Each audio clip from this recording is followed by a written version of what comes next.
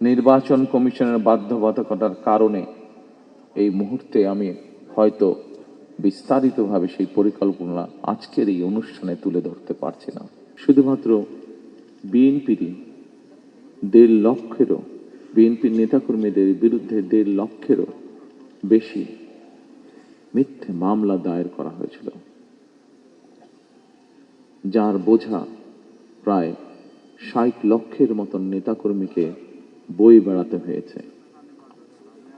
এর ভেতরে লক্ষ লক্ষ নেতাকর্মী বছরের পর বছর, মাসের পর মাস, সপ্তাহের পর সপ্তাহ, দিনের পর দিন ঘরবাড়ি ছাড়া থাকতে হয়েছে, স্বজন হারা থাকতে হয়েছে, স্বজন থেকে দূরে থাকতে হয়েছে।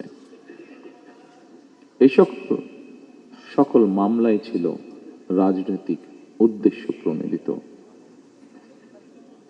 গুম খুনের সেই বিভীষিকাময় দিনের বা রাতের অবসান হয়েছে।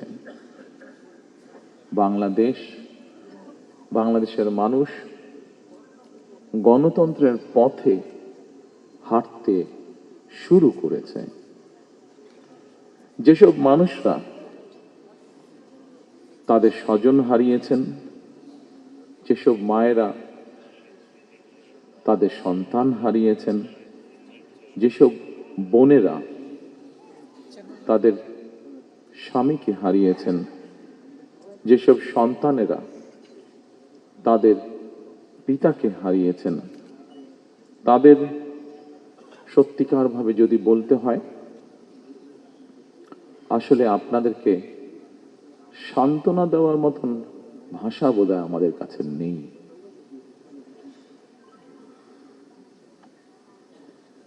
এক দুঃসহ সময় আমরা অতিক্রম করেছি। এই দুঃসময়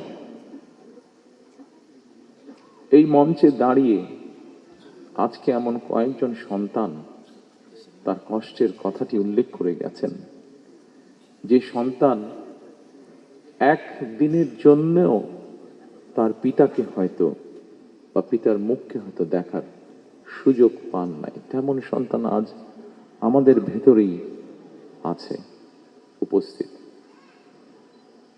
হয়তো বা একমাত্র আল্লাহ রাব্বুল আলামিন জানেন যে সন্তান তার পিতাকে না দেখার কষ্টের কথা এখানে বলে গিয়েছে। আমরা জানি না, একমাত্র রব্বুল আলামিন জানেন সেই সন্তান তার পিতাকে আবার কোনোদিন দেখবে কিনা। অনেক সন্তান এখনো অপেক্ষায় আছেন। আমি এখানে ঢোকার সময় মায়ের ডাকের পক্ষ থেকে কতগুলো ফটো এক্সিবিশনের মতন এক্সিবিট করা হয়েছে ওখানে। সেখানে একটি ছবি দেখেছি। সেই ছবি থেকে আমার মনে হয়েছে আমার মনের সাথে সেই ছবিটি মিলে গেছে মনের কথার সাথে। অনেক সন্তান এখনো অপেক্ষায় আছে যে তাদের সেই গুম বা হারিয়ে যাওয়া, যেভাবে বলি গুম হয়ে যাওয়া পিতা হয়তো এখনো হঠাৎ করে তাদের দরজায় এসে কড়াটি নাড়বে। অনেক মা হয়তো এখনো অপেক্ষায় আছেন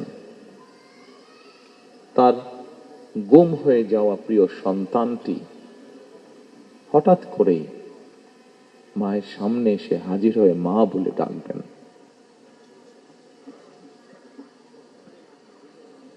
গুম, খুন, অপহরণের শিকার এইসব মানুষের শোকাতুর পরিবারগুলোর আশা ভাষা হয়ে কাজ করে যাচ্ছে একটি সংগঠন, মায়ের ডাক।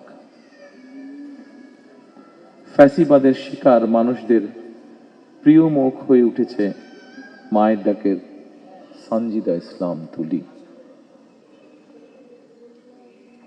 দল হিসাবে সাধ্য এবং সামর্থ্যের সবটুকু নিয়ে নির্যাতিত পরিবারগুলোর পাশে দাঁড়িয়েছে আমরা বিএনপি পরিবার। প্রিয় স্বজনহারা পরিবারের সদস্যবৃন্দ ১.৫ শতকেরও বেশি সময় ধরে ফ্যাসিবাদ বিরোধী আন্দোলনের তীব্রতা কখনো কখনো হয়তো কিছুটা স্তিমিত হয়েছে, কিংবা আন্দোলন কখনো তুঙ্গে উঠেছে, এবং এই আন্দোলন করতে গিয়ে বছরের পর বছর ধরে অসংখ্য গুম খুন, অপহরণ, মিথ্যা মামলার হয়রানি, নির্যাতনের পরও বিএনপির একজন নেতাকর্মীও কিন্তু রাজপথ ছাড়েনি।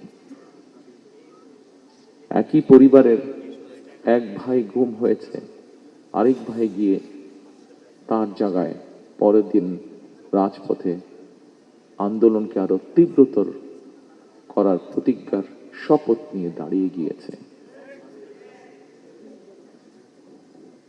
কৌশলের নামে গুপ্ত কিংবা সুপ্ত বেশ ধারণ করেনি বিএনপির কর্মীরা। আমি বিশ্বাস করি, দৃঢ়ভাবে বিশ্বাস করি, যে দলের নেতাকর্মীরা অন্যায়ের বিরুদ্ধে এ ধরনের আপোষহীন ভূমিকা রাখতে পারে, সেই দলের বিরুদ্ধে ষড়যন্ত্র কিংবা অপপ্রচার চালিয়ে কেউ এই দলকে দমন করে রাখতে পারবে না ইনশাআল্লাহ। ফ্যাসিবাদী আমলের নির্যাতনের শিকার আমার সামনে বসা হাজারো প্রিয় মুখ, আপনাদের আত্মত্যাগ, আপনাদের বুক ভরা কষ্ট, আমরা যারা আজ পেছনে রয়ে গিয়েছি, আমরা আমাদের সর্বশক্তি দিয়ে চেষ্টা করব যাতে এটি বৃথা না যায় ইনশাআল্লাহ। ফ্যাসিবাদ বিরোধী আন্দোলনে যারা গুম হয়েছেন, যারা শহীদ হয়েছেন, তাদের প্রতি আগামী দিনের গণতান্ত্রিক যে রাষ্ট্রের আকাঙ্ক্ষা আমরা দেখছি, সেই গণতান্ত্রিক রাষ্ট্র এবং সরকারের অবশ্যই অনেক অনেক দায় এবং দায়িত্ব রয়েছে। রাষ্ট্র কখনোই আপনাদেরকে ভুলে যেতে পারে না।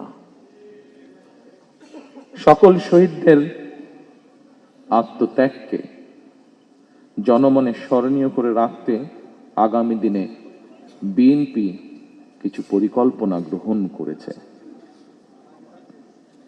যদিও নির্বাচন কমিশনের বাধ্যবাধকতার কারণে এই মুহূর্তে আমি হয়তো বিস্তারিতভাবে সেই পরিকল্পনা আজকের এই অনুষ্ঠানে তুলে ধরতে পারছি না, কিন্তু তারপর বলতে যদিও কষ্ট হচ্ছে যে আমরা দেখেছি নির্বাচনের কমিশনের রিসেন্টলি কিছু বিতর্কিত ভূমিকা বা বিতর্কিত অবস্থান। তারপরেও রাজনৈতিক একটি দায়িত্বশীল রাজনৈতিক দল হিসাবে আমরা ধৈর্যের পরিচয় দিতে চাই।